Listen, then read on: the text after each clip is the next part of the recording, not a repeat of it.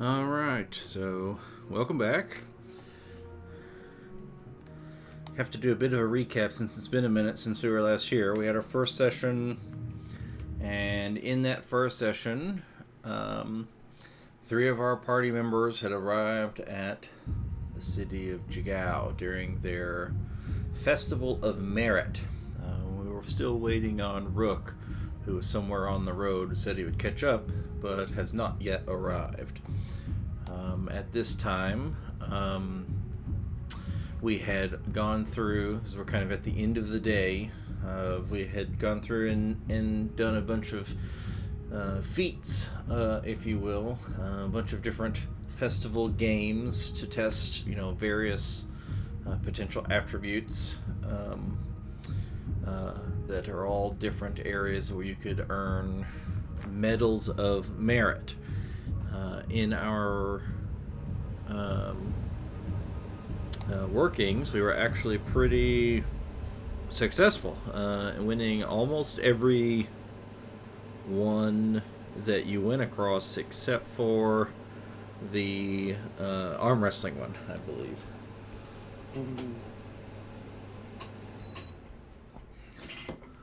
A little, not cheatery, but they had a bit of a ringer as a former champion that was more than a little strong, we could say, who took away the trophy for the medal for that particular event. Carr, even though not particularly the best swimmer, his character Kaz, even won the swimming challenge against a water genasi who has actual swim speed as a character trait. So on a full belly. On a full Eating.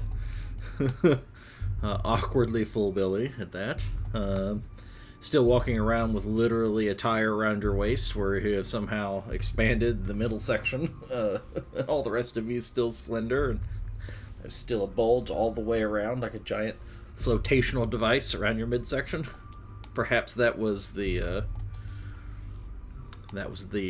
deciding factor on who won the swimming contest there. And throughout all of your encounters, you had met multiple individuals who all seemed to be connected in some way, all talking about how they were here to compete to try to be one of the teams that made it to the finals. The last one was the Water Genasi Io that you had met. She seemed to be somewhat of a leader of some sorts in that, and she, as long as some of the others that you had met, all were hoping to see you at tonight's presentation where they announce the final contest and who gets to be the ones to compete. So that's kind of where we left off as we're starting to get close to sunset. Just around that time, some of the individual games and shops started to kind of close up and start gathering about where they were going to hold the ceremony for the evening. Kind of the general open area on the southeast side of town, like a big grassy area. They had a big stage set up for that purpose. So you had all moved in that direction, and you were all just kind of anticipating the final results of all of those things. And it takes a little while for the sun to actually come to a point where it's actually setting. You can kind of see the orange glow along the water as the sun starts to dip on the edge of the horizon there. The stage had remained relatively empty until a murmur comes across the crowd as what was kind of still rowdy and raucous laughter and other areas of merriment were still taking place while they were just all kind of congregating in this area. You kind of get this bit of a hush as the murmur comes across. It seems like the elders are ready to make their presentation. So a large elderly orc gets up on stage, dressed in some deep blue robes, Standing up on this little stage, he even takes some step even further up on top of a big crate to kind of put himself that much higher over the crowd. Okay, he smiles, and then he begins his proclamation. Mighty warriors, brilliant strategists, you have impressed us with your feats of strength, your incisive wit, and your sturdy bellies. But the main event, as you know, is yet to come. Only 2 teams will be chosen to compete in the final challenge. A race through the Emerald Grotto, in the depths of which the greatest prize awaits.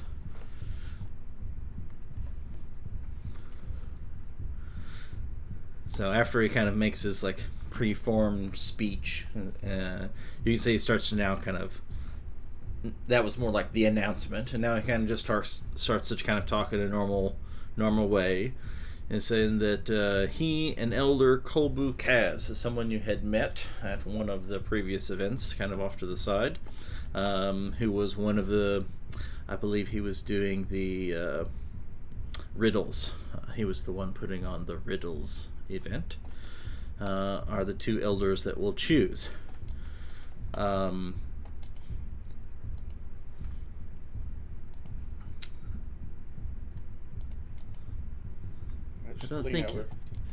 don't think you guys actually registered as a. I mean, you read as a team with a team name specifically, but if they were to call for one, do you guys have something that you call yourselves?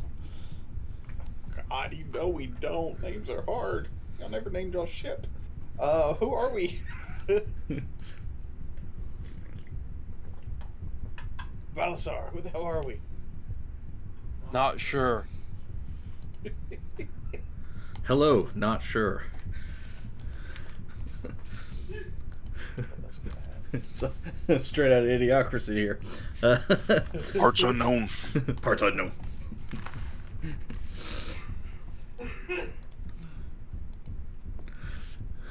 Yeah, I don't think we've. I mean, we've done a lot of odd jobs and things, and as far as us coming together as like an adventuring party that's kind of new, we haven't.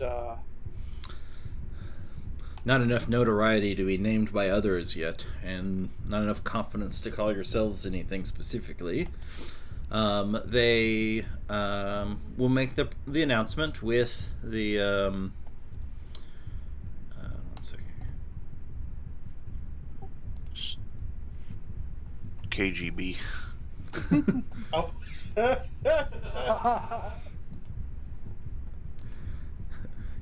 That's pretty good, actually. The KGB.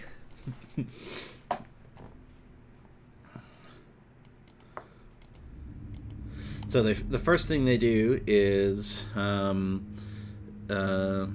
kind of confer. You can see them. They say that they're going to make their announcement. They have to make their decisions. Then they walk over kind of to the other end of the stage, and that orc elder. Who you have heard other people mention, but he didn't necessarily name himself, is Ushru, and then the Kolbu Kaz. They kind of go over and they talk, and then they say, it is clear this year that we have 2 very distinct winners that were far above all the rest of the competition for teams involved in this year's games. So in second place this year is the team led by Io, with her sturdy friends Dermot, Calcariad, Irvin, and Maggie. And you can see several of the people that you had met, the large ogre, and then the kind of boyish looking guy that you'd met over with the hand pie eating contest, and Calcariad, who was the kind of dark elf looking guy who was kind of very intrigued by your ability with the puzzles and talking about wit, and then the little goblin at the maze, and then of course the water genasi who competed against in the swimming contest, all kind of come up onto the stage and move off to the side. said, and this year, winning more medals than any of the last 10, Kazran, Gringus, and Balazar. If y'all will join your competitors on stage. Yeah, now the real money's gonna get. Oh, let's get going. I'll give them away. So yeah, we go up on stage, not too boisterous, but a little, eager to make some coin.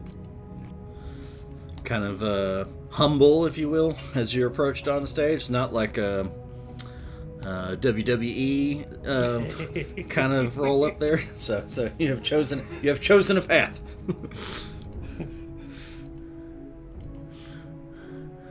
So you make your way up on stage. Of course, the crowd is cheering and roaring, and it is, a glorious thing for those. They celebrate strength and of both character and wit, and all of these different things here. So those that have come out on top are celebrated, not just a token of something, but people actually take interest in who these winners are and look forward to that as a guidance of strength for the future. Having kind of won that, let me pop this open. He said, all right, now we have declared our winners, so you may all go about and continue the rest of your festivities, but if the champions will follow me to the Emerald Grotto, we shall take upon you the final contest. The one worth the money, and, in all reality, the actual glory. Follow me this way. So he kind of goes down off of the platform and starts walking southeast to the water. There's a little pier that goes over to a little island. You walk across the pier onto this island, and then there's another kind of pier off of one side of the island that goes down to almost like a very shallow underwater beach. You can kind of start to hear a little bit of water lapping on, up and around the rocks, and then you can see that there is a cave entrance stuck into the side of one of these large rocks that the elder Ushru urges you forward.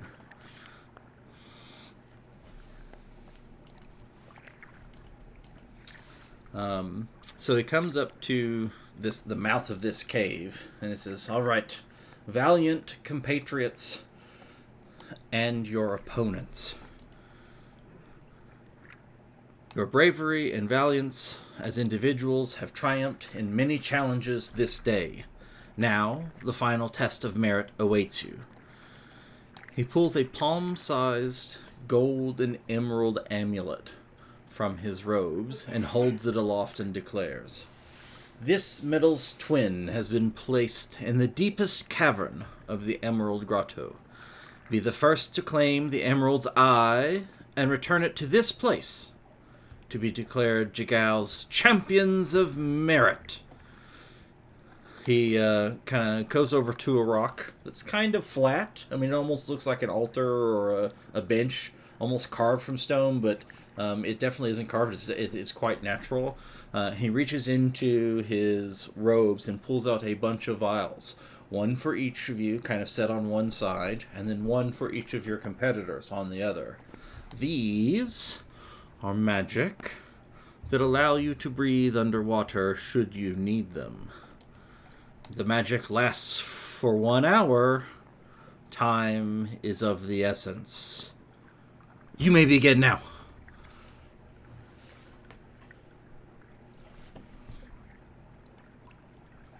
So, there's run towards the thing. True Hunger Games style, you each like both teams they rush over. And you grab your individual vial and head towards the mouth of the cave. I need each character to make a dexterity check, not a save, a check.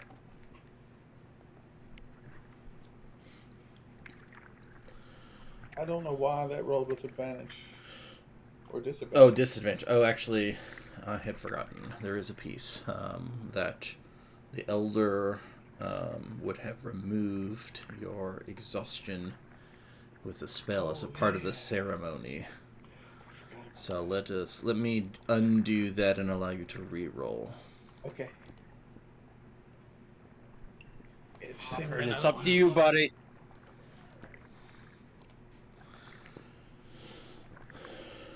This is not the best of starts. It is not the best of times. Oh, fuck. I did better with disadvantage. As it turns out, the opponents were kind of anticipating this, having witnessed this festival before, and were kind of able to get the drop on you, so to speak. They grab theirs and enter the grotto first.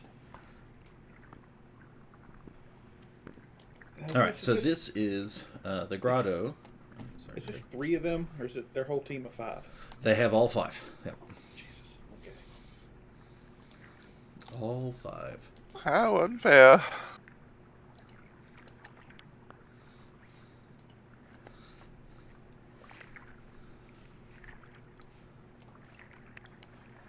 Let me get us all here in the fancy map. I bet Cthulhu's in here somewhere. I can just hear it.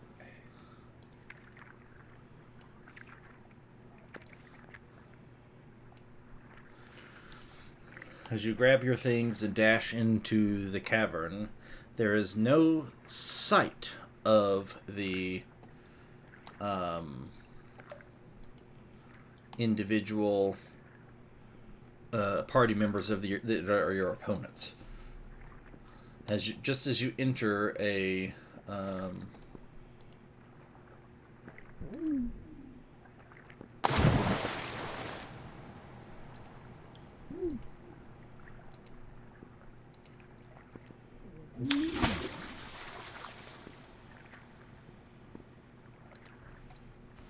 So just as you hear into the cavern, you hear those splashes, and then what sounds like some sort of muffled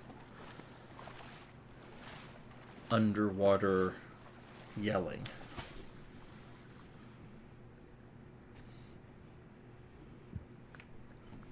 Oh, I'll go that way. Yeah, I just jump in and go, I suppose. So yeah, the entrance to the grotto is just this narrow little cavern that leads into a murky pool of water.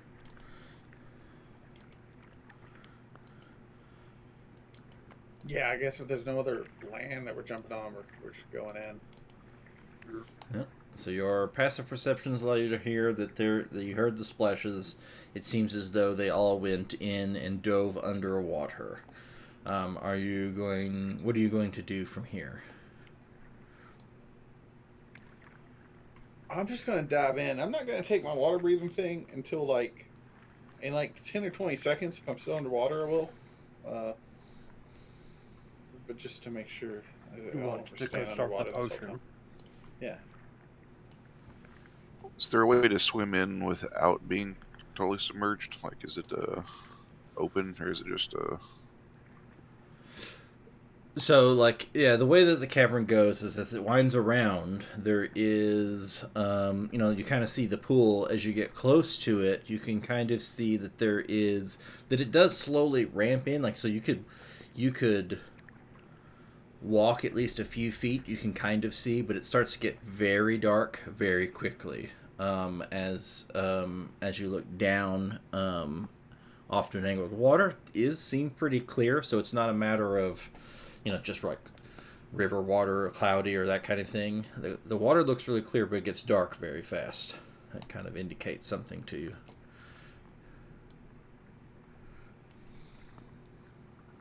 I think we've got far until it gets deep enough. I'm not the swimming type. Yeah, we never joined the Navy.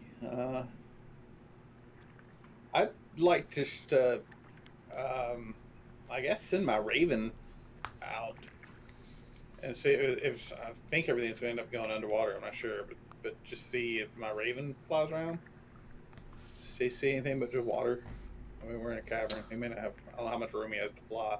It's not a lot. The height of the, I mean, it's maybe 8 to 10 feet tall in the cavern itself, is the way the kind of crack from the entrance opens in. But as it gets towards the back, it starts to slope down and down pretty quickly. The cavern itself just kind of you can see about 5 feet out into the pool of water before the back of the cavern kind of wraps around and hits the water at that point. It's not very far into the water at all before that starts to happen. I guess I just say, sorry then, pups. I don't think this map's for you. And I try to move. I guess if I see if we're just water, or it doesn't look like it's going to be nothing but water, I go ahead and drink my thing, potion, and go forward. Okay. Kind of make your way in.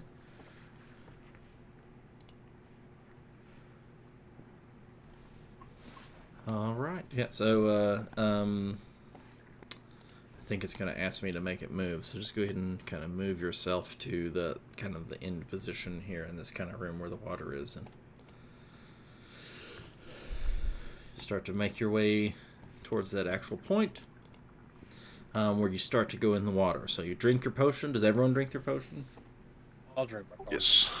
Okay. So everyone drinks their potion of water breathing, and then you take a few steps into the actual water, and it's rather brisk. So the ocean water that you had swam in not that long ago actually seemed rather warm. It's wasn't like winter or anything like that. I mean, it wasn't even fall. It was still like the water itself was actually very nice. In here, the water feels a lot more brisk than it did, and it's also a lot clearer. So perhaps a different source of water entirely, despite the fact that it's the entrance to this cave is kind of out in, really, the harbor. The light, as you kind of move forward, the light that trickles in from the grotto's entrance is blotted out by the thick patches of kelp that fills this underwater chamber as you move forward. The tops of the kelp fronds brush the ceiling, but between the stalks you can spot a glimmer of light coming from further ahead. Guess the only way forward. And I just wade my fat ass down the tunnel. The depth, it doesn't. So it starts off kind of gradual along a path, but then after just a few, like maybe 10 feet forward of this gradual downward, the bottom kind of drops open and it becomes almost a shaft down into the room with all that is just littered with this kelp everywhere. Looks like like I said, I'm wading underwater. Just propelling my forward with two hands, like some breaststroking. As you start to make your way through the water, the kelp, it starts to get thicker and thicker and thicker. So I need you all to make a athletics check to see how quickly you can navigate through and, actually literally push all this kelp that is flopping away in this this cavern that's actually cumbersome. I think I'm going first.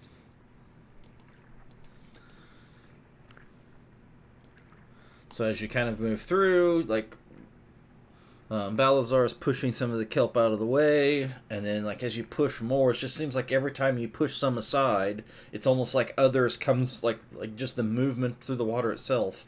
Others kind of sway almost into its place. You make progress, but it does slow you. Just in kind of general, the note here is that obviously we're racing, right? We're trying to get to this thing. There may be multiple paths that we'll have to go upon. There may be, of course, obstacles and things, as any good merit challenge would have to it. But the thing is you are still competing against your opponents, so keep that in mind.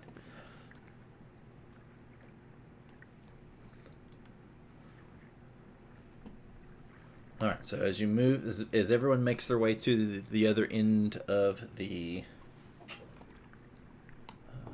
this large little open cavern area, you feel like you have gone about 20 feet down. Total underwater. So this is fairly well traversed underwater.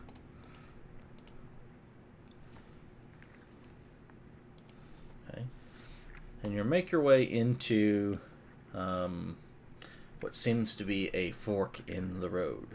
Silvery moonlight filters in through a gap in the cavern's stone ceiling. Ahead, the path of the grotto splits into two tunnels, one to the south and one to the east. You kind of, even though the moonlight illuminates the main center, kind of where Balazar is standing, it is very dark shadows just on either edge, both south and east. To your south, you see some kind of large hulking figure. Roll a perception check.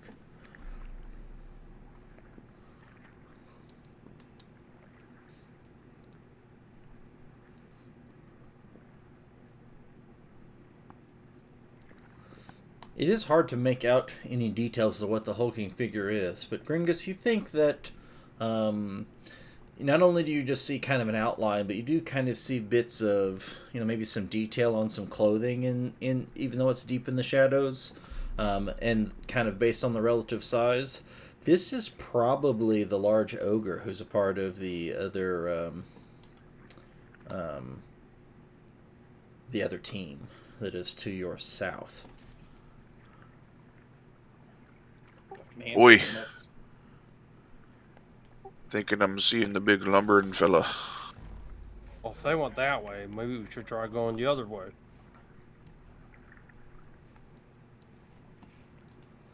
Can.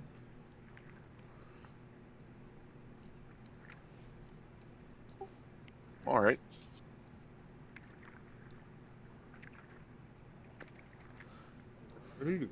So you're gonna go east. Okay. Yep. You take the eastern path, and it goes through a little narrow section. You kind of squeeze your way through into a bit of a winding tunnel.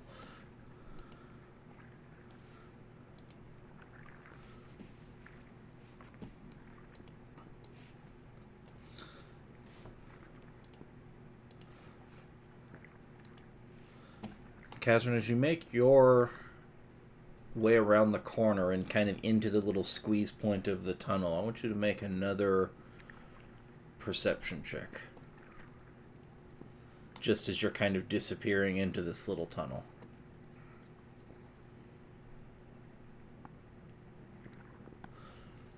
The shadow to the south stays unmoving until just as you get into this tunnel, and then you can see it start to barely recede to the south.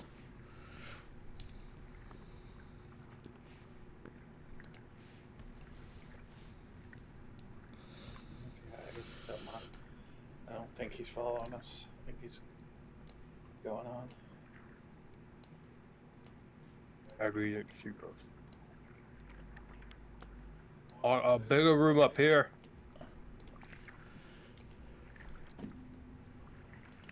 So as you round this last corner, it was rather dark. Like as soon as you got into the narrow space, it was very dark, and you started coming around that bottom edge, and you actually kind of have to feel your way around. To the most part, it is more than just dark down in this cavern. But as soon as you start making this last little curve, this very, very light luminescent blue and green kind of pulsing bioluminescence starts to irradiate from the large cavern in front of you. As Balazar, as you actually make your way into this to the actual cavern itself, you notice that the walls, ceiling, and floor of this chamber are covered in some form of algae that is pulsing blue. Some patches of blue, some are green. Never each patch is a unique color, so it's not like color changing as it goes.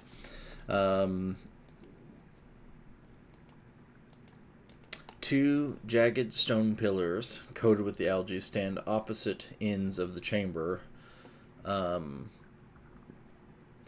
Surrounding the far pillar is a thick patch of bone-white seagrass. Seems to be obstructing something on the other side of that southern pillar. I just kind of point over there. Maybe that's where it's at. Oh, keep going.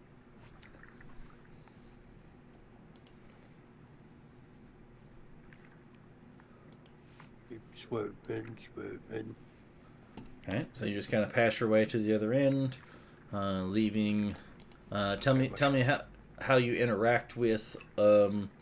What is your anticipated way to interact with the algae? Do you stay clear of it? Do you touch it? Do you scrape some up? Like, what do you, or do you just kind of use it as light to make your way to the other side? Yeah, I'm trying not to really touch the glowy algae. I know Completely algae's ignore it. slippery. I'm gonna I'm just swimming past. stand about 5 feet back and examine the seagrass. That's the white stuff. Okay. So what I'd like you to do is roll a nature check. Ooh. Roll a nature check.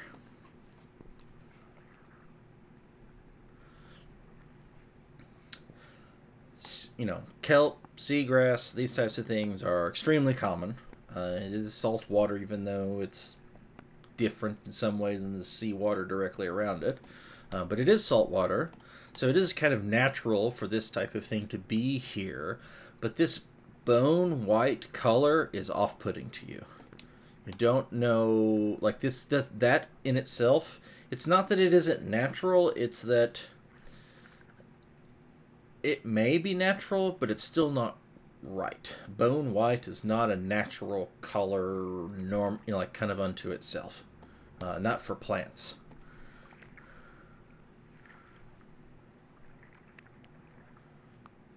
Ain't never been much one to study weeds, but I'd give this stuff a wide berth. Alright.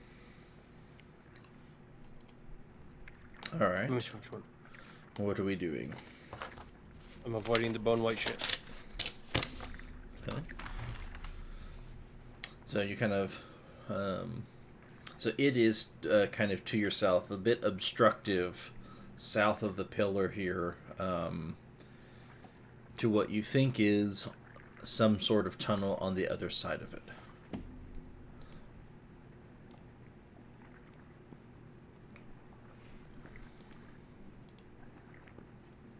Can I swim more upwards from it?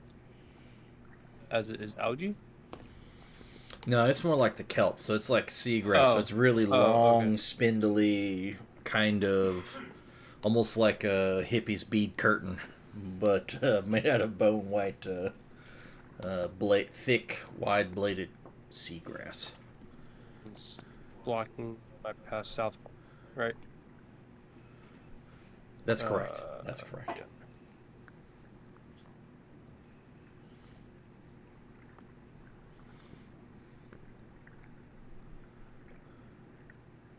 Well, we're never gonna get anywhere if we actually don't go. I take Mage Hand. Oh. I cast Mage Hand, and I just, if it's blocking our path, I see if Mage Hand can't move some of that out of the way, and I just see what happens. Start plucking this shit. It's very similar to the kelp. Like when you move some, it's not just a thin curtain. It's almost like a patch that goes back and back and back. So you could use it to help maybe assist your way through. I was kind of seeing you're still going to have to pass through some of it, I would say. Yeah, I was seeing if it tried to like eat my mage hand or anything. Because it looks weird and I don't know. Still acting like a plant. It's not acting. I mean, it's just like, oh, okay, maybe it's just a plant.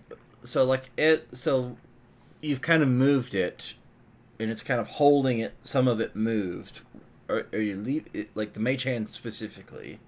It doesn't. It's not like it.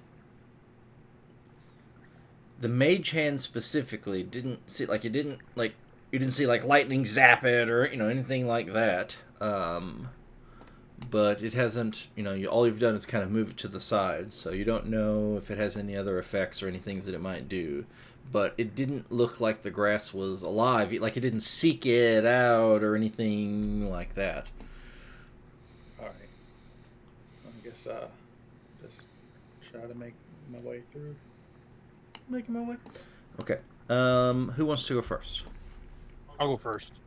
Belisar. Is the mage hand assisting by moving things out of the way? Yeah. If as much as a mage hand can help with that. I would say then that Balazar can make a dexterity saving throw as it tries to make its way through with advantage. Dex save. Oh, what happened to athletics? As you make a step forward, or as you're kind of swimming through, you make it a little ways through, but then like one piece touches you, and then it's like, okay, it's not really in the way. Some of it I can make my way through, and then another piece touches you, and it touches you, and it touches you, and as you keep going through, it didn't. It's like again, it's not wrapping around you or anything, but as you move forward, it sticks. Like, wait a minute. Almost like instant contact cement. As soon as that blade touches you, it sticks. And just enough, 3, 4, 5, 10, 15 little blades start sticking to you in different various places, and they don't let go. You are considered restrained. I get behind him and I pull what kind of blade weapon do I have? Guys, I think this is got a hold of me. Yeah, I have my mage hand hold some of it back, and I kind of point to Gringus and like, here, try to slice it. See if you can't cut it. Like the part that's going into the ground that's connected to Balasar, so if we can't break him free. Okay, we're going to try to break him free. I just have a little dagger. I don't know what Gringus has. Yeah, that's totally fine. If you want to make, this time, you can choose which one of you does it, but if you'll roll a athletics check, Gringus. to try to make some sort of athletic, like to kind of pull him, cut him, like to free him from the little sticky sea pieces.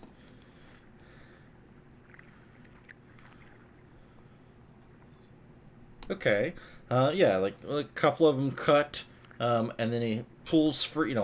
Just pushes hard through, and you can see that Balazar like trying, it's like just swimming hard in place, trying to move forward, and then with the kind of snapping and breaking and cutting on the little pieces of grass, Balazar's momentum just kind of lurches forward, and it seems as though he's separated.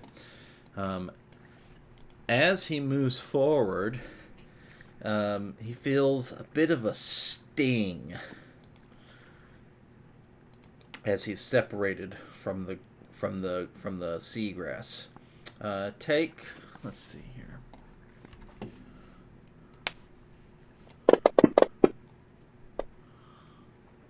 4 points of necrotic damage, Balazar. Oh, Jeebus. Damn vampire plants.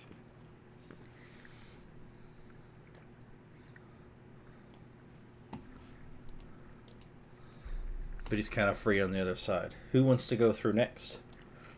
I will try to have my mage hand pull some of it back, and I don't don't really have a whole lot of cool things here, but I guess just holding my dagger and trying to, either cut or hold the other half back, trying to make a path for me so I don't have to touch it too much. Okay.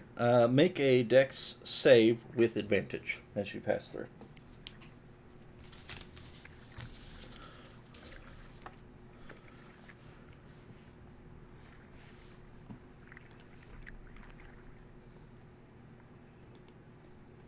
I forgot to turn this back on.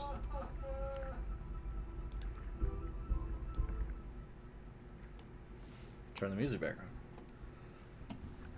A 14 is enough.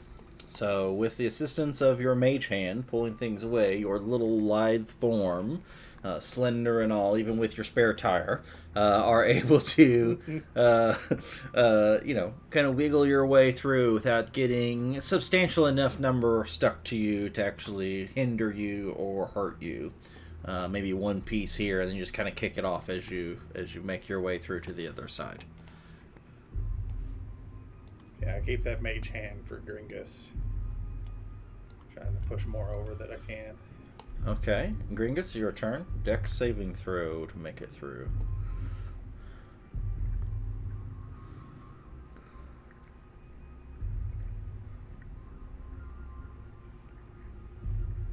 Excellent. So you two make your way through relatively unhindered. Maybe a couple more try to stick to you, but you just kind of brute your way through them, avoiding most, and the couple that snag aren't enough to stop you or hurt you. So Mage hand was flicking them off.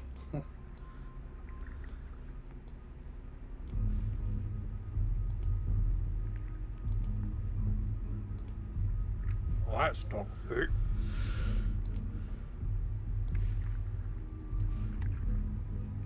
Alright. Just keep going. Yeah. Yeah. I You see understand anything how- else annoying and not entertaining in front of me?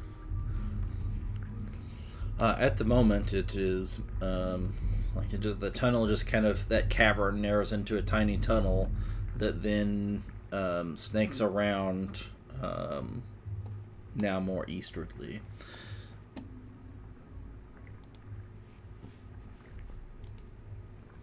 So that tunnel itself opens into a giant cavernous space. Again, these rays of moonlight shine through a wide crack in the ceiling,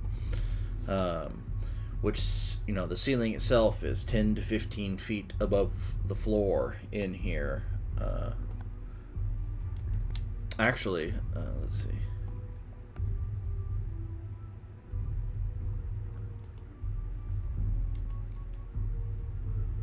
As you kind of move into here, you can see that the actual water level in here isn't like in all, like after you've been submerged all this time, the water has been completely filling in all of the space that's there. You can see the crack overhead where the moonlight comes down, and as you kind of come into the cavern and you swim your way up, you can see that the water level, this cavern itself is quite deep, but above where that crack is, there's actually a bit of airspace between the top of the water level and then the actual ceiling of the cavern.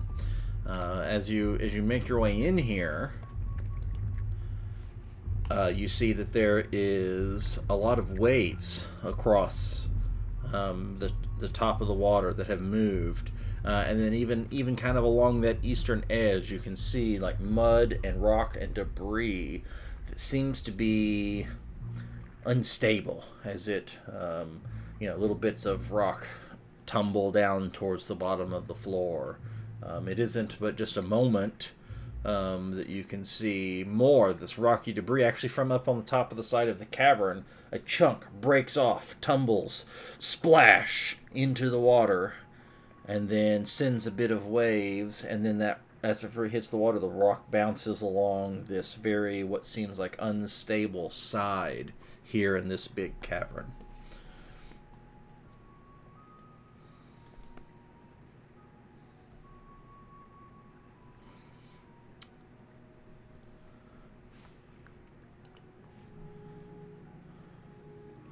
What is your instinct here?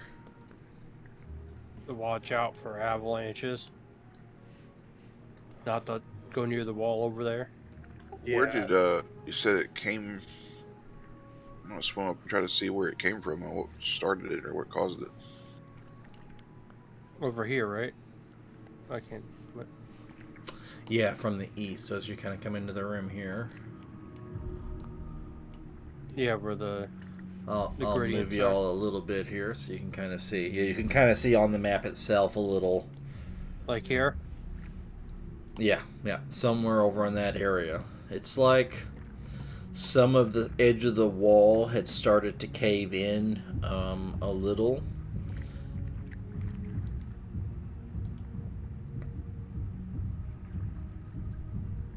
I'm while he's Gringus was inspecting to see what was causing it. I'm gonna cast Mage Armor on myself.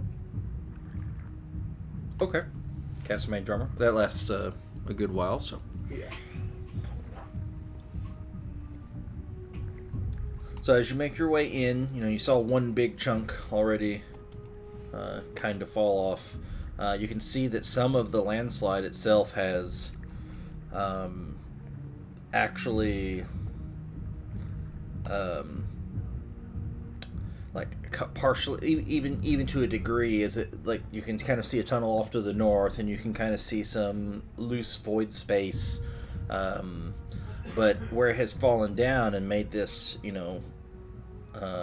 wall on the side, it has covered, a bunch of area, including some small amount of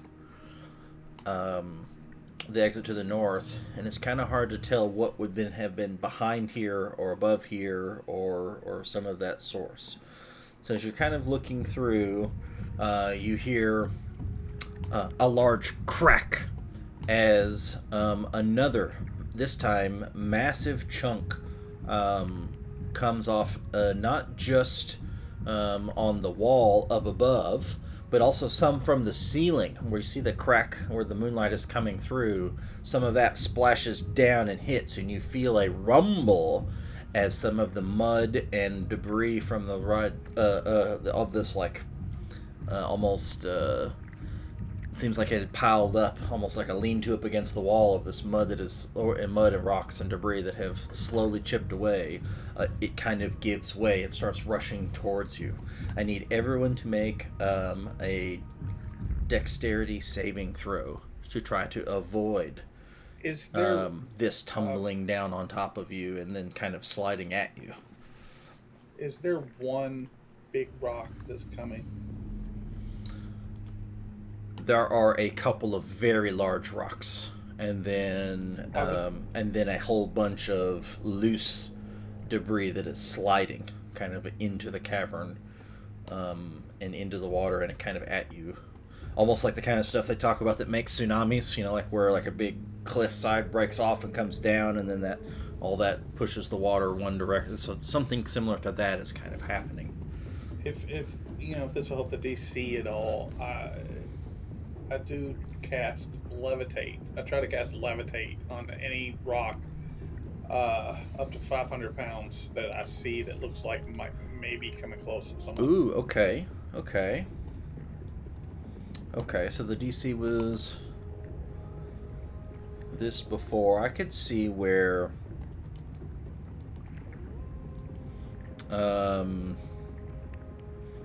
this would assist that, because this did the vast majority is catalyzed by a couple of the big rocks that are falling. So if you were to completely slow or stop one of the big rocks, it would not nearly be as impactful of how much is sliding around and all that kind of stuff. So yeah, no, I think that would help the DC quite a bit. And with that, I think that actually changes so that I think that you still fail, but Balazar, I think, now crosses the line. So I need, let's see, you would take some bludgeoning damage from some of the debris coming down and at you. Okay.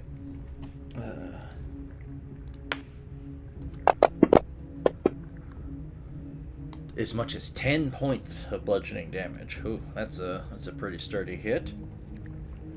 So if you'll mark that for me. Yes, but a you're lot not. less. You are not far enough below the new DC that you are pinned or anything by any of the rocks or any of that. However, as that slide does loosen, even though it's not as bad as it was before, it was already starting to wedge up against maybe some of the exits. Now that sliding force that came down is covering the exit that you came from to the west. Not completely, but mostly. Well, let's get out of my fat ass across the room as fast as possible. So you're kind of Not moving a, over to the north, and you can not a room see to be in. it's it doesn't look like you would fit through this hole to the north, Balazar.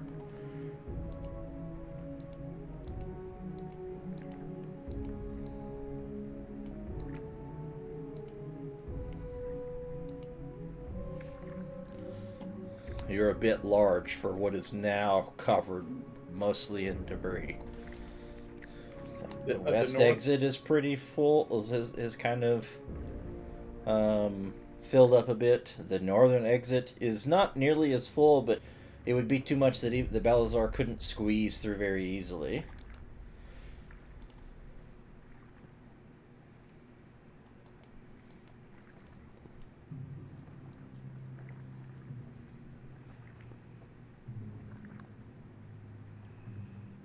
Well, I guess it's showing me I'm on top of this wall here.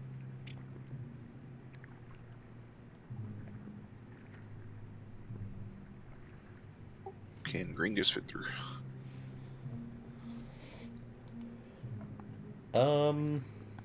You're not very tall. You're kind of thick. It would be difficult. But I think that with enough oomph, pushing you through like Play-Doh, I think that you might make you could be coerced physically to make it happen. I need to try. All right. Can I see through? I can see through the gap, right? Make an investigation check. Everyone make an investigation check.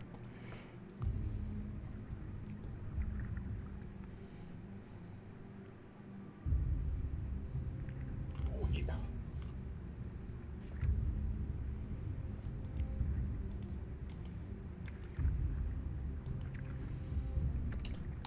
So you kind of start scanning in all directions. Is there any other exits to see? Is there any other, is there something that can be done about this exit?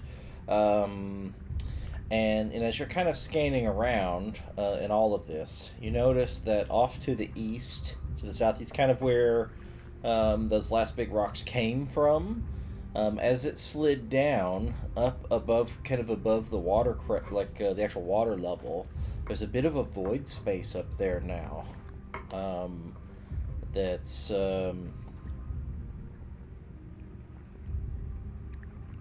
different than just the wall. It's like when the rock came over, it kind of opened up something that wasn't there before. As well, with your 16, with the 22 rather, you would notice that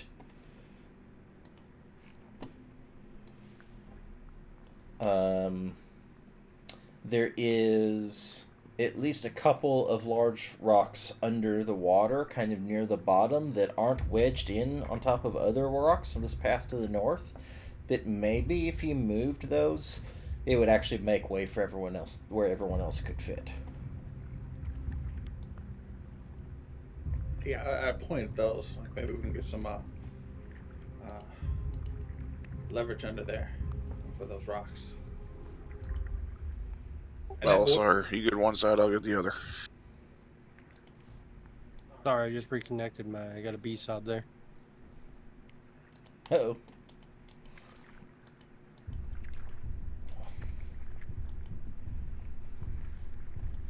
So the other team, they're hacking your shit.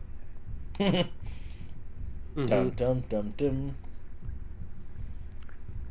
DDoSing you.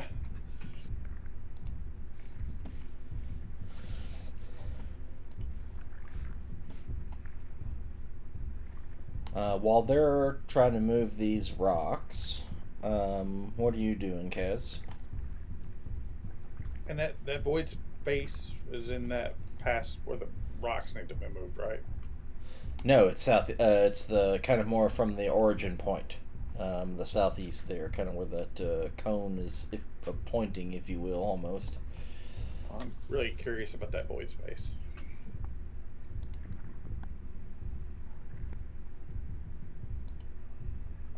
If it looks safe-ish. Yeah, so you kind of pop your head up above that water table, and then you can see this inside of the void space is a satchel that seems to be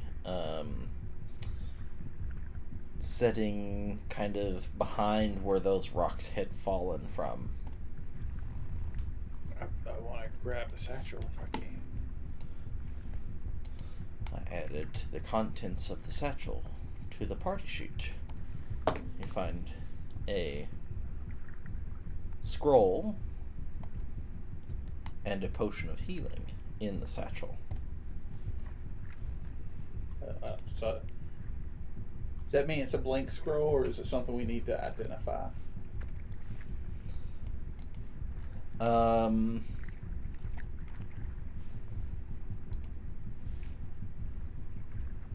yeah, the potion too just says it's red. It's just Yeah, let me vial see. of The liquid. potion you would know.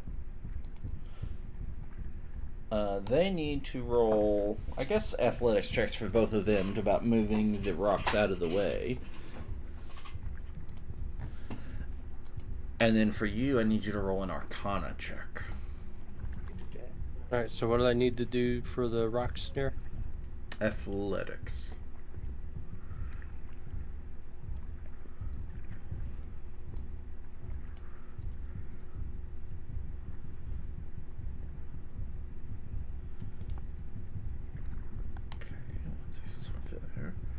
Okay, so I think you can move some of the pieces, but not enough to clear the way on this round. But you can then try again. Car 13 is almost exactly what you needed. This is a scroll of Thunderwave. Ooh, wizardy things. I gotta buy paper. Good push, Grungus, yeah. And then, yes, now this time around, it is a rather trivial feat to move after you kind of cleared the one big rock that was maybe wedging in the way of some of the other stuff. This time it's rather easy. You move all the debris out. You move this big rock, some of the other debris slides forward, and then the pathway is clear before you to the north. I give this potion to Balasa. Or you can just drag it into your inventory if you want. But I hand it to you.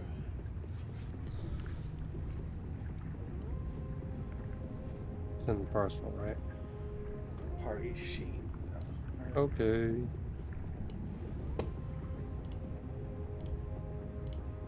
I'm not saying that's for you. You may have to come save me.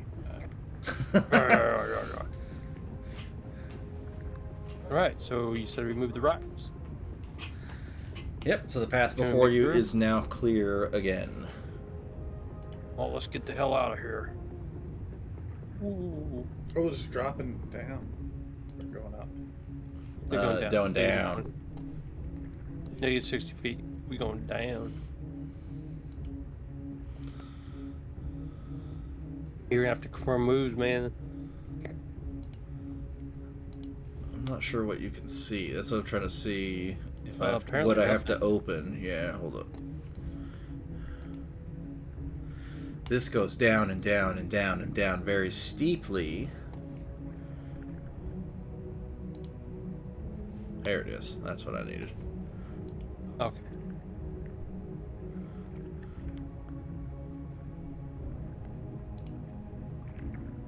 And you got to open some more.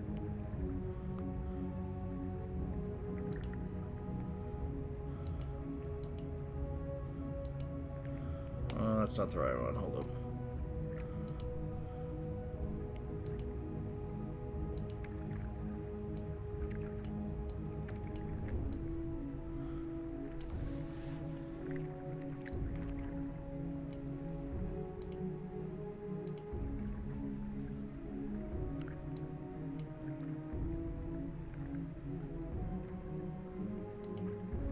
Huh, that's the right one. Yeah. It's a little awkward with as tight as it is, Yeah, and then there's yeah. an over under here technically, and so there's like all these little doors, quote unquote doors that I have to open, depending on which way you came from, and it's hard to your icons overlap the doors. So Yeah, that's my move.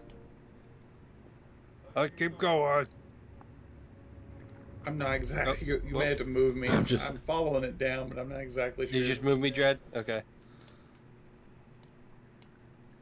Like, this is where you should be.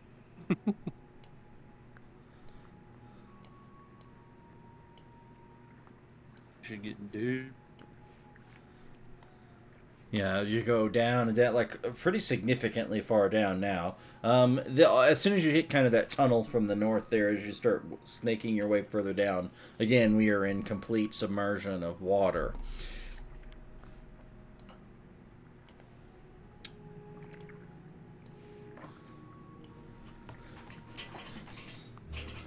When you move into this cavern, you see a school of tiny fish. Their bodies shimmering in the dim light, swirl in a formation like an undulating silvery pillar.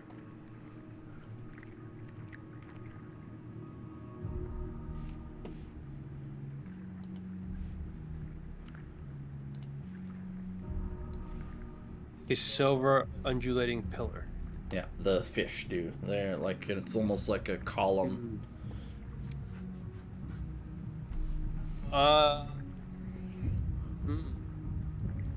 Hmm. Well, I'm gonna manifest echo in the fish there.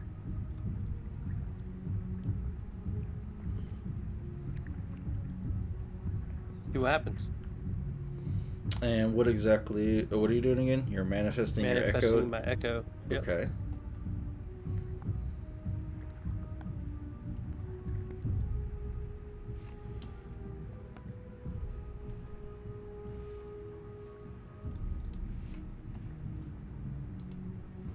Where's the fishy fish? Fishy fish. And so your echo technically has AC as a character. Like, I mean, it is an actual character, right, with hit points, so to speak. Yeah, ace 14 plus my proficiency. 1 hit point. Okay. So you put your manifest your echo. Can you do that? And what's the range on where you can 30 place feet. it? 30 feet. Okay, so you just place it right in the middle of the fish. Yep. Or right next to the fish. Yeah. Okay. It has to be an unoccupied space. So Oh, okay. Yeah. I thought maybe it was a big swarm of fish going in a circle. It's just a huge swarm of fish going in a circle. Yeah, it's like a tight tornado almost. That is its own column. It's a whole bunch of fish in a very. They're all super small, but there's a whole bunch of them. You manifest your echo right beside them, and the fish that were very rhythmically, swimming in this particular pattern, like almost pause, and then immediately attack the echo. I need everyone to roll initiative. You know, when you first said the fish, I was like, roll initiative. I was thinking I was going to say it. I thought I was going to be making it funny, but no. Initiative. We haven't had to roll initiative yet, so I almost forgot how. Yeah, I was looking at it. It's like, how do I do this? Oh, Not like that. For the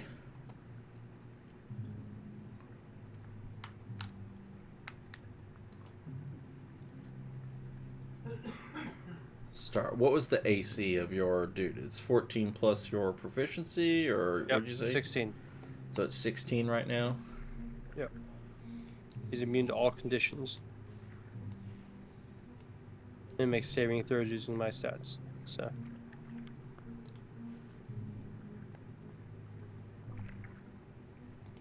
Essentially, it's a projection of myself. The swarm encapsulates the echo. Multiple fish just try to bite simultaneously. It's almost comical in the cartoony way, like you see, like the bees will make the hammer or whatever, and so it's like the fish almost make it their own like shape that is a mouth biting onto it in the way that they lunge towards it. The echo, they just kind of pass through the echo a little bit, though. A little confused, but still recognizing it as something real. They reel upon it again and try to swarm it one more time.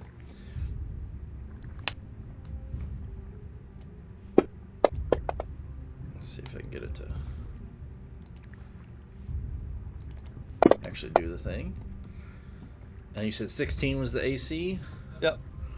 It has 1 hit point. They do manage to get a 16 on their attack, and so they like little piranhas.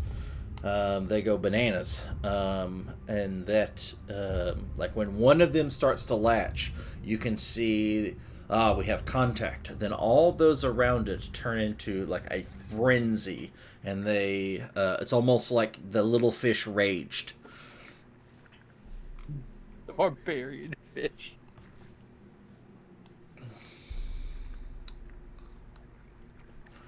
It is Gringus's turn. Gringus is gonna move. I will allow you to move past me. A little bit. See here. Yeah.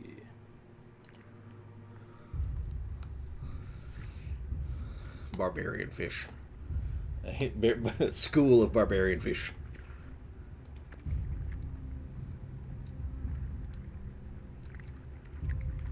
And I will activate my Eldritch Cannon. Ooh, okay, yeah. As a protector. Is that it? Pulses for temporary hit points, right? Is that is that what it? Isn't that what it, Yeah. Okay. Yeah. So, and does it go on your turn, effectively? I made a character, an NPC for it, I think. Yeah, I believe so.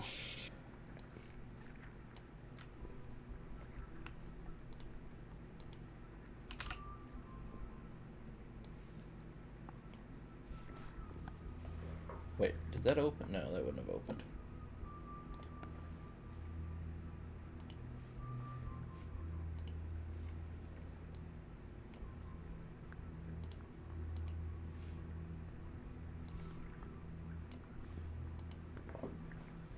Did that open up your turret character sheet when I drug that over to you?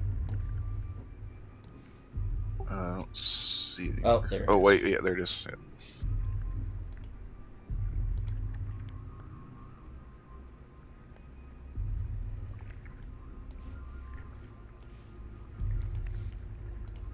When you do, are you making it like with legs, or is it this whatever the other form that you carry? No, it's not the tiny, it's the normal size one, so it'll be able to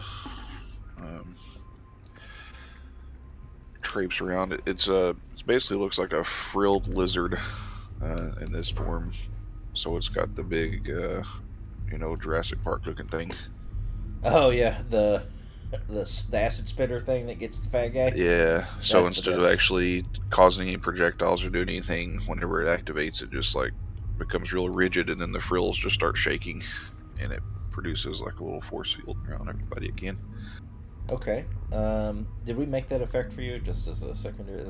It's our first time. I could have actually using swore we did, but I don't see it anywhere on my abilities list anywhere.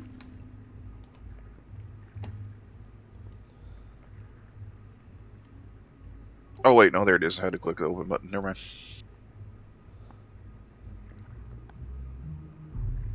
Oh, there. Yeah, you have to hit the magnifying glass under Eldritch Cannon or something, and then it pops up all the little options for the different types that you can make. Okay. And then yeah, you Which can. I think me and Balasar are the only one, because that has to be within 10 feet. I don't think Kaz is there, but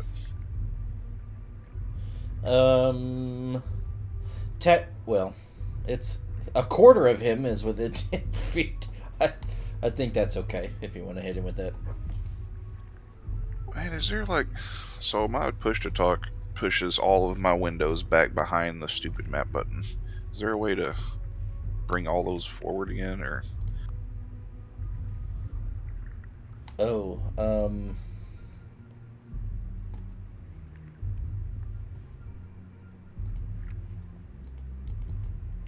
I know what you're saying. Yeah, you just have to move the map around. is that Shrink the it. only I way, can't, or because I can deal with that. I can't actually target Kez because I can't see him from where I'm at right now. Even though that wouldn't impede the normal. can you do it if I from the were- combat tracker? Probably.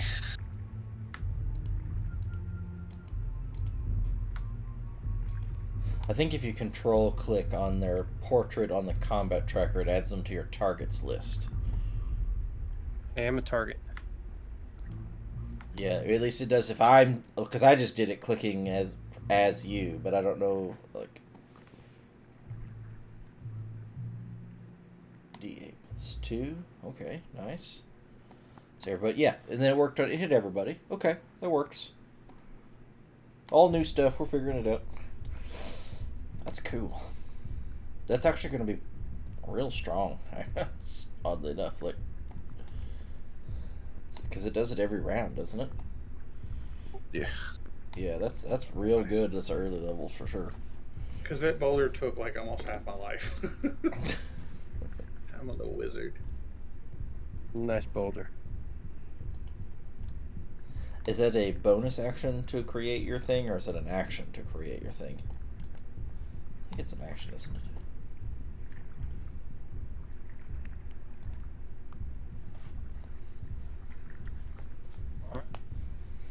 As my bonus action, I'm going to summon an echo.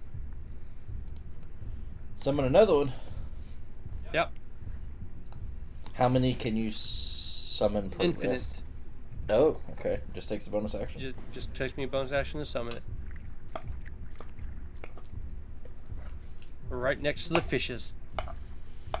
Feels like the prestige though. You summon it and he dies to fishes. You summon the next one, he dies to fishes. I mean, I don't know what the And target goblins. metric. Slapping down character sheets. Yeah, just another one. Yep. One of my favorite movies.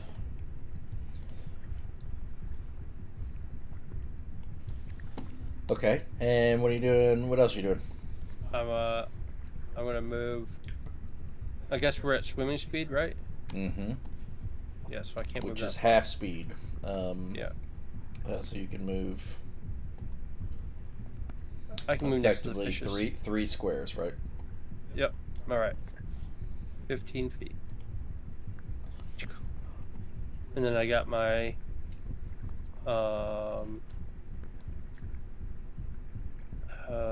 echo behind the fish. Yeah, I don't know. I don't think we made you an echo, so I'll have to do. That's something. Yeah, after we're done today, remind me. We'll make an echo for you, so that we can put it on the combat tracker and doing all the stuff. That way, it's easy to target it. It's easy to attack with it. You should name it Phallusar.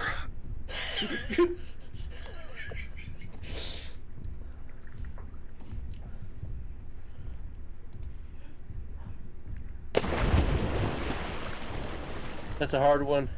It's a giant dump you just took in the water. Okay.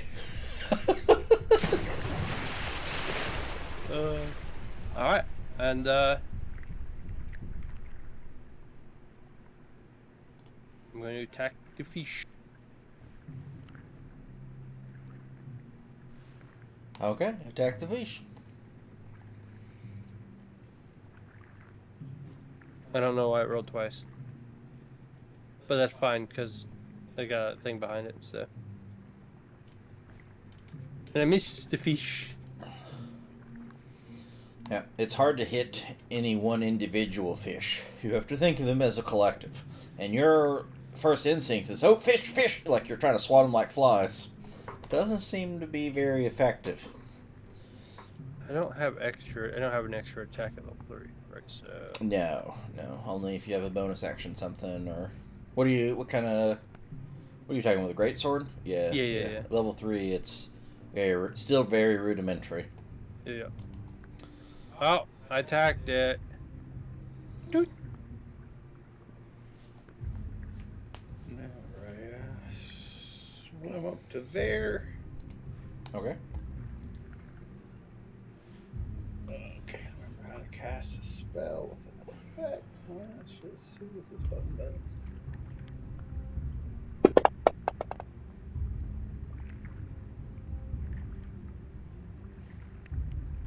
So it succeeded. What did you cast? Sapping Sting. Oh, I'm not even familiar with that particular spell. Sapping Sting. Is it a Con save. for half or for?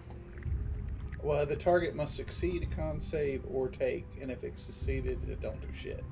Oh, it doesn't do. Okay, yeah. A lot of the, yeah, like It's just a cantrip. a lot of the cantrips are that way, where they do nothing on a success. TPK and a fish, and I just swim back a little bit. What the flippity flop was that? It was nice playing with you guys. Where is my end turn button? Oh no! Hit it. The very bottom left next to the. There you go. Yeah, the little down arrow. Yep. Oh no! I got an error.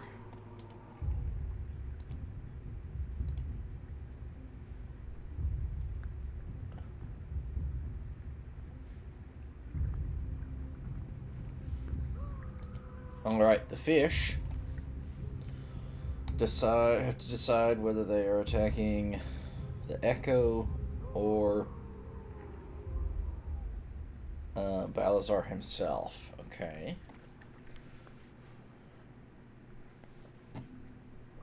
These enraged fish don't know. All right, they're just fish, man. They're not smart, They're just a fish. but they are attacking Balazar according to the dice. They see two things that are close to them. They pick one and they swarm.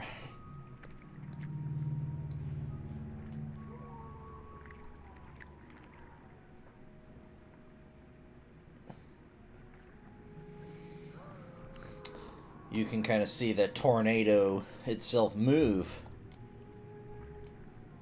and occupy the same actual space as Balazar as they engulf him, and in their frenzy try to Trigger. Attack of opportunity. Excellent. They move into your square. That's the Polar Master, right? Yeah. Yeah. Skewer the fish. Not me. Don't hit me. Don't hit me. So if they're in the same square, and I do support this, if you miss the fish, will you hit Balasar? Oh, I don't support this. I'm not getting skewered. Whose side are you on? You may perform your opportunity attack upon said fishes. The fishes.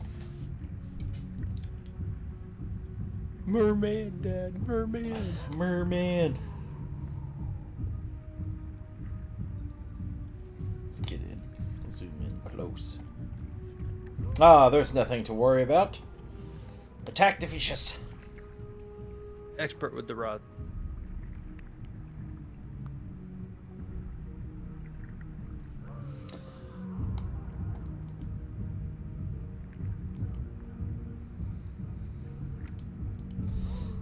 You notice that... That just gets the one attack, right? Because the bonus attack happens during when I take the attack action. Does that work with? Correct. Yeah. You didn't take an attack action, so to speak. So. Yep, as a reaction. Yeah. So so the bonus doesn't come in. So it is just that. But you do hit them. You do notice that, as you're trying to pierce the swarm, you may skewer a couple little fish, but the swarm as a whole does not seem like it's hard to damage the whole swarm, so to speak, because it's all these little individual, hundreds of these little bitty fish. And you skewer a couple of them real good, but against the entire swarm, not as effective as if it were an actual single creature. Is there normally a second component to the Polar Master? Nope. No, that's only if you have Sentinel, I think, as well. Never mind. Yep. Yeah. Eventually. Soon. Eventually. When will then be now? Soon. Yeah, so you hit them as they come in, and you can see that only seems to make them more furious in their swirling and diving and gouging and trying to nip at Balazar. I'm helping. So furious that they are blinded by their rage in mass and are ill-effective. So.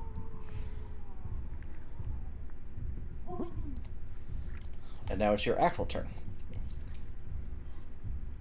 Go more, Grigus.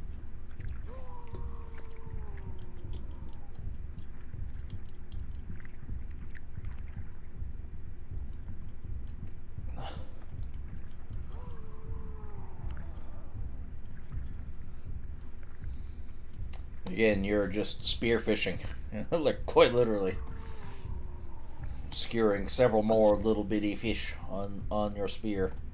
I'm going to hit this button. Hopefully it works by taking away your preceding temporary hit points and giving you these new temporary hit points. Should.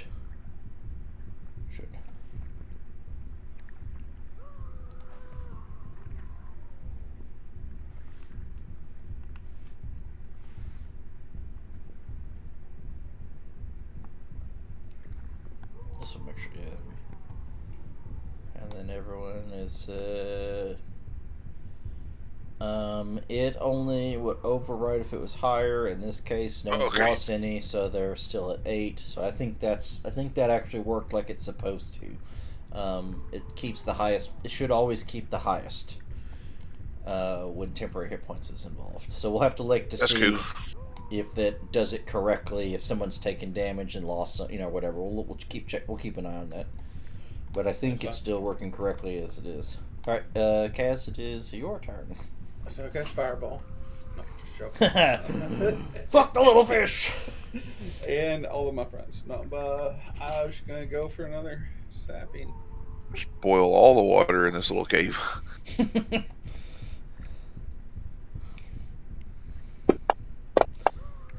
Ooh! Oh, that's a woo for them. That's not. I thought it was an attack.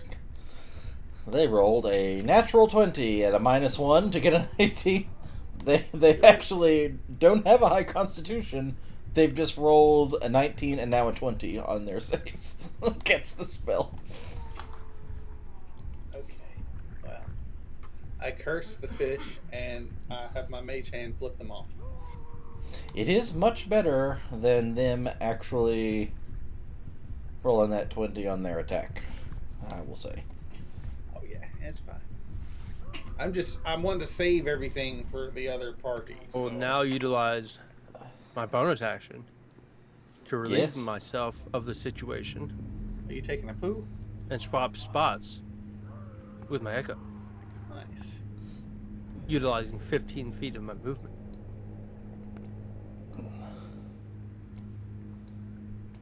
That's where your echo was, wasn't it?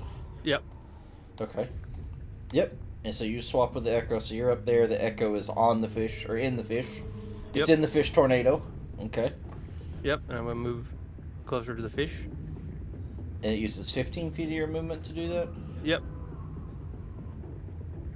But it's Telling not, you it's a 5 feet of teleport, movement. it's a teleport, right? You're Yes. not- you don't, okay, yeah. So then you actually only use 15 of your actual 30, and then now use 10 more to move that 5. Yeah, okay. It's always Yep. weird Yeah. underwater is weird, but Under the sea. It'd be the most worthless Echo Knight ever if you had to actually trudge the distance to swap places with your. it's like, Aha. ooh, got him. Swing, bada bada swing. fish. Could have been better damage rolls, but yeah, you slice right through them, somehow missing the echo that is in the middle of them all. Perhaps just because you skewer so many of these fish as you swath through them, cutting many of them in half. But the swarm still remains. And then I'm gonna unleash my incarnation. Okay, what does that do? Allows me to make an extra attack with my echo. The number of times of my Constitution modifier. Okay, so per rest, you can do that. Per long rest. Yes. Per long rest, you can use that. And your con modifier is pretty decent, isn't it? +3. So I can use it Yeah, 3 times per so long you can rest. use right it now. 3 times per long rest. Cool. Yeah, incarnate that sucker. Make him whirlwind from inside the whirlwind. Spin to win. Yeah. Yeah, he hits. Ooh, Killing the fish from inside and outside. Very good. You notice that the fish themselves are actually starting to thin out the number of fish. You've killed a significant number of little bitty fish in the swarm itself. The swarm is still fierce, but it is noticeably reduced. All right, round 3. Ding. Kazran is up first in round 3. The fish are last. Try it again. Try it again.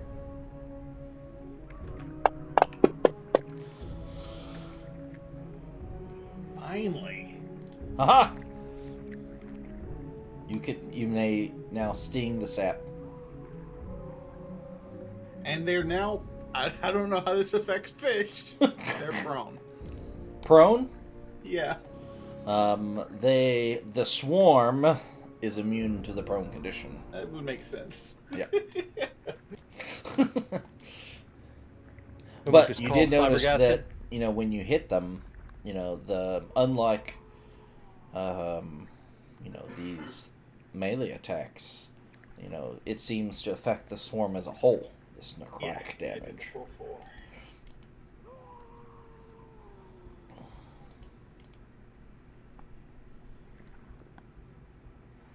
Alright, it's Gringus's turn.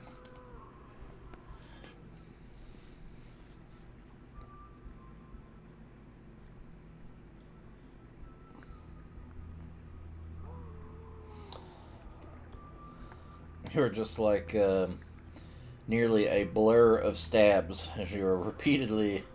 Ooh, ha, ha, he, oh. Picky poke, picky poke.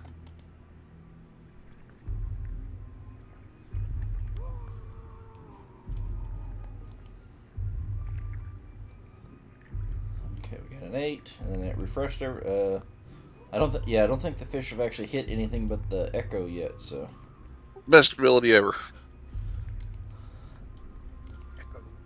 The Echo, I wonder if it would also get temporary hit points, though, in theory, if it has hit points, right? Yeah. it Technically would. it actually probably would. I didn't think about that. But Oh, that might- unless temporary hit points are a condition, but I don't think they are.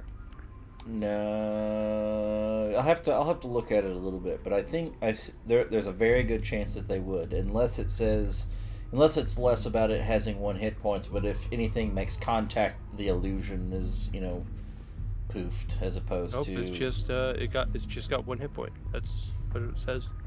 yeah. It is your turn, Balthazar. I'm gonna attack with my illusion from inside the fish. Okay, so not Just using regular your attack. just making it be the one to attack instead of you. Okay, Yeah. that's kind of cool, actually. Imagine in our Solasta campaign, the ability to actually Would I have project that- advantage? No. If you were scooched 5 feet over, you would have. But technically, my echo is inside the fish, and you're pinching some of the fish between my fish and the echo. It is not them being occupying the same space as your thing makes it not a So no matter where my main character was, it wouldn't have an advantage. Because it's occupying the same space, not flanking. Yeah, it's not flanking with it. If anything, it's almost like in all reality, it's hindered more than. I was talking about me and you, not you and your thing. Yeah, but my thing's making the attack. I'm not. So. Yeah. Oh. Yeah, it's weird. Phallusar's attacking, not Balasar. I got you. Phallusar. Alright, it has 3 choices, heavily favoring the one that it is swarming currently, but let us see which it shall attack.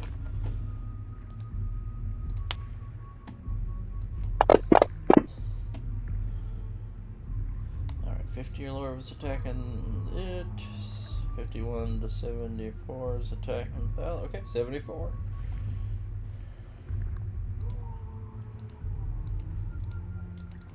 Oh, that's right. It doesn't show you unless I do the thing. Yeah. They are hidden rolls unless I show them.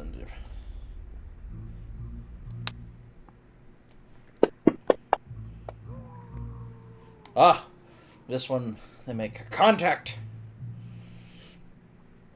They struck a Balasar. Okay, okay.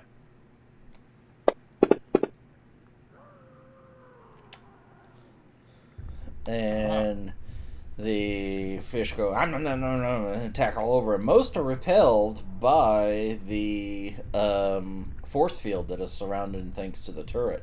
Only one of them just kind of snaps at the tip of your finger. Ah, fucking little bastard. 1 point of damage makes its way through the force field.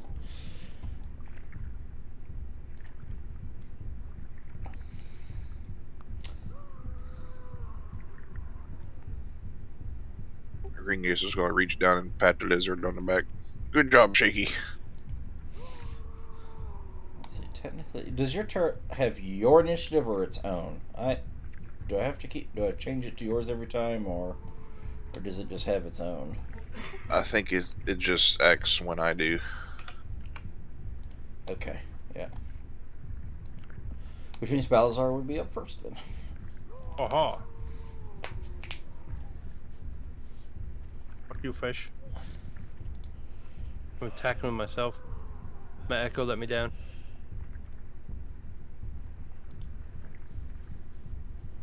Get sashimi'd.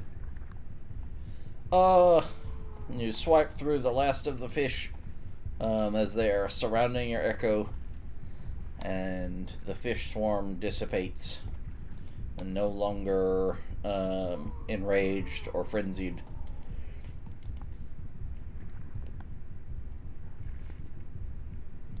Stupid fish. And I release my echo. Now you gotta do like Bill and Ted, and you gotta go back and do all the things your Echo did to make sure your Echo will do the things they did. There's some really fun things I can do with the echo, alright? Like, I could have it develop a personality.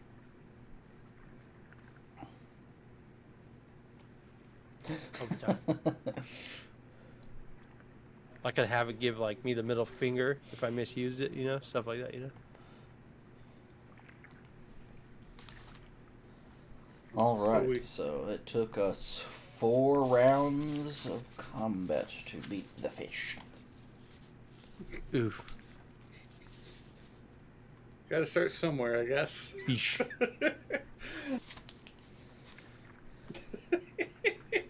Defeatious. And now the turret's going to be following us around until the breath spell and the vial's used up. It lasts an hour. Actually, probably a little bit after that. So it'll get to see us drown. Be nice. Yay! And we say, temporary hit points, temporary hit points. Don't drown, don't take the drown damage. Please, please, please. Oh, that's funny. Okay, well, let's see, we're actually an hour and 40 minutes in, kind of looking at the map and where the enemies are after this number of rounds. I think we are probably actually at a good break point for snack for a little bit. If you want to take like 15 minutes, we'll come back and then finish. And we'll probably finish a little early today after we, depending on what happens. Hopefully, it won't take crazy long. Go really fast. we'll die.